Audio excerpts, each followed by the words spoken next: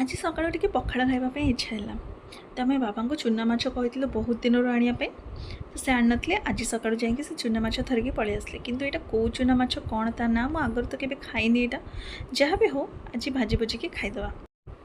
तो मुझे माछ को भल भाव 3-4 थर धोईकी हलदी लुण कश्मीरी लाल मिर्च और सोरिष तेल देकी भल भाव में गोल देची। तापर सेपटे मुझे गोटे तावे सोरिष तेल पकई देती तेल तातीगला मु सब माछ गुड़ी पकईकि भल भाव में उल्ट पाल्ट करके भाजी भुजी देवी। आज ना मत टे चकड़ा चकटी भी खाइबार इच्छा थिला आलू तो सिझे नथली से भाविली टे पोड़ा पोड़ी करदेवी। तापर ये मुझे 2 प्रकार बैगण जह्नी और टमाटो सब गुड़ाक मु पोड़ी दूची।